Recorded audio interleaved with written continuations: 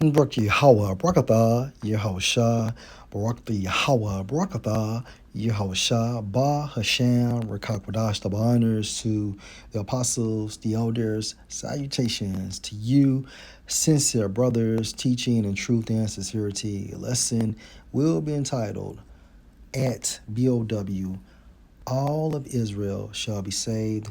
Video was inspired from the YouTube platform Holy Bible Defenders.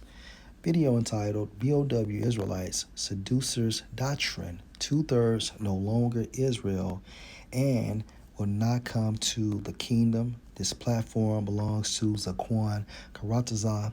Subscribe and be edified. Hey, it's all right. She was wicked. Mama was eating pork. Mama was eating chitlins. Mama was breaking the Sabbath. Mama was cursing the Most High God.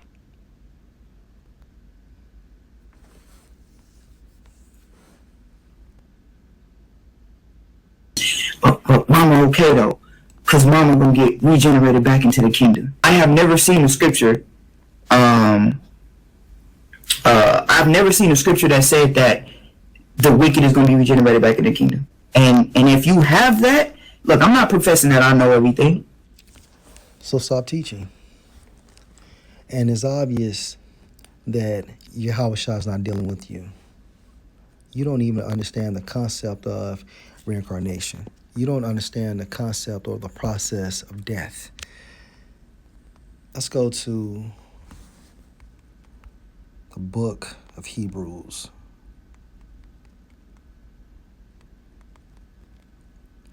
Hebrews 12 and 9. Furthermore, we have had fathers of our flesh which corrected us, and we gave them reverence. Shall we not much rather be in subjection unto the Father of spirits and live? Our spirits belong to Yahweh, Bahasham, Yahweh Shah. Let's go to Ecclesiastes chapter 12 and verse 7. Now, this happens after a person dies. Then shall the dust return to the earth as it was. So the body breaks down and returns back to the earth, and the spirit shall return unto the Most High who gave it. Where? The spiritual realm. To do what? Let's go to 2 Corinthians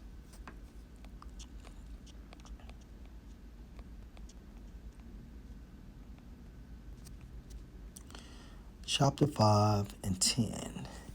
For we must all appear before the judgment seat of Mashiach in the spiritual realm or the third heaven, that everyone, meaning everybody, may receive the things done in his body according to that he has done, whether it be good or bad. So after you die, you report to the spiritual realm and stand before the judgment seat of Yahweh Shai.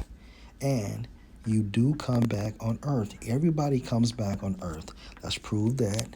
Let's go to Numbers 14 and 18. The Lord Yahweh is long-suffering and of great mercy, forgiving iniquity and transgression, and by no means clearing the guilty, visiting the iniquity of the fathers on the sons unto the third and fourth generation. Okay, so how does this happen?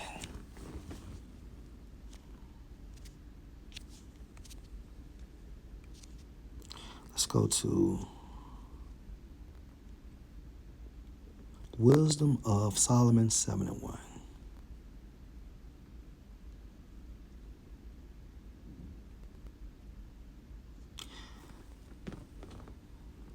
I myself also am a mortal man, like to all, and the offspring of him that was first made of the earth. And in my mother's womb was fashioned to be flesh in the time of 10 months, being compacted in blood of the seed of man, and the pleasure that came with sleep, sex.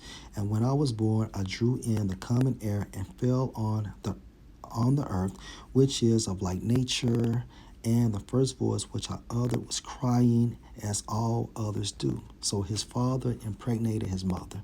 And around 10 months, he came on the earth, meaning what he was born. Okay, so we all come through the union of our father and mother, correct? Verse 6, for all men have one entrance into life, and the like going out. For all men have one entrance into life, and the like going out. And that entrance is what? Through the union of your father and your mother, right? Keep that in mind. So, at the allotted time, your father and your mother get together, and you come back on earth around the third or fourth generation. For what? Let's go to Ecclesiastes 3:16. And moreover, I saw under the sun the place of judgment, that wickedness was there, and the place of righteousness, that iniquity was there, and the setting is earth. So around the third or fourth generation, we come back on earth, so judgment can be exercised on us. Meanwhile, during our time frame in the spiritual realm, let's go to Job, the 3rd chapter.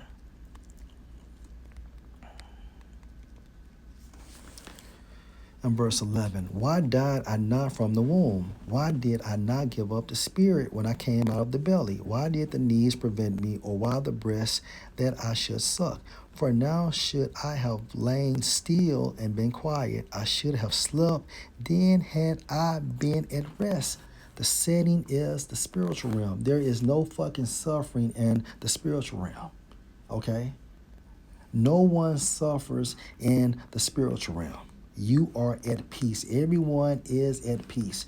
Therefore, right, when a person comes back on earth, judgment is exercised, and that's the balance of the Most High. Verse 14, with kings and counselors of the earth which built desolate places for themselves, or with princes that had gold, who filled their houses with silver, or as in hidden untimely birth stillborn, I had not been, as infants which never saw light, stillbirth. Verse 17, there the wicked cease from troubling, and there the weary be at rest. There the prisoners rest together.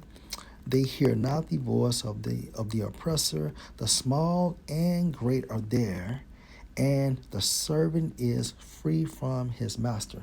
So during our time in the spiritual realm, there is peace, okay? There is peace. All right, so let's recap. When a person dies, that person goes to the spiritual realm, okay? Precepts, Ecclesiastes 12:7, also 2 Corinthians 5:10. And around the third or fourth generation, according to Numbers 14:18, a person comes back on earth. Therefore, judgment is exercised on earth according to Ecclesiastes 3:16. Right? Now, meanwhile, according to the book of Job, around 3:11, reading on down to the point I stopped at, it tells you via the Spirit that no one suffers in the spiritual realm. So we come back around the third or fourth generation. Now, the point, Matthew 1:21. And she, referring to Mary, shall bring forth a son, and you shall call his name Yahushua, for he shall save his people from their sins. And his people are Israelites, modern day Negroes, Hispanics, and Native Americans based on the lineage of our fathers. So let's go to Romans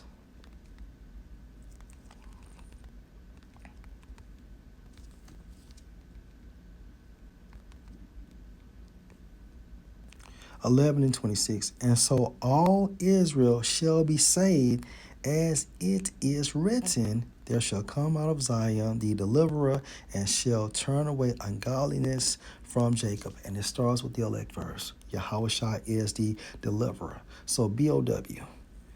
Okay, how can Romans 11:26 and Matthew 1:21 be fulfilled if the 2/3 never came back? Okay, or the non-elect never received salvation? See, you don't know what you're talking about. So understand something. The elect, and Lord will, we remain in that number, starting with 144,000, went through a process. John 3:3. Yahushua answered and said unto him, Verily, verily, I say unto you, except a man be born again, he cannot see the kingdom of the Most High. So the elect, beginning with 144,000, has been born again from a spiritual sense. And the 2/3 and the non-elect, they're going to go through a physical death in order to receive the kingdom of heaven. Okay?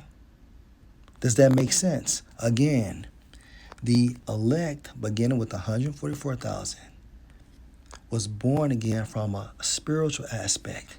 And the 2/3 that will be cut off out of America or in America, right? According to Zechariah, the 13th chapter, and the non-elect outside of America, right?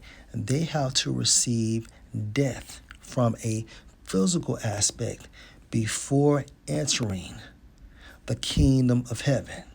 So you are going, an Israelite is going to enter into the kingdom of heaven, whether through a spiritual sense of being born again and receiving salvation, or a physical demise. And at the allotted time, through the elected man and the elected woman, a so-called 2/3 will be brought back in the kingdom via their union. Okay? And that's how it works. So now it makes sense how Romans 11:26, and so all of Israel shall be saved, as it is written, there shall come out of Zion the deliverer, and shall turn away ungodliness from Jacob. And what he's preaching, you're making Yahushua to be a liar. When he shall save his people, all of Israel shall be saved. Okay? So yes, all of Israel will be in the kingdom of heaven. Period. Lord will, this was an edifying lesson. Shalom.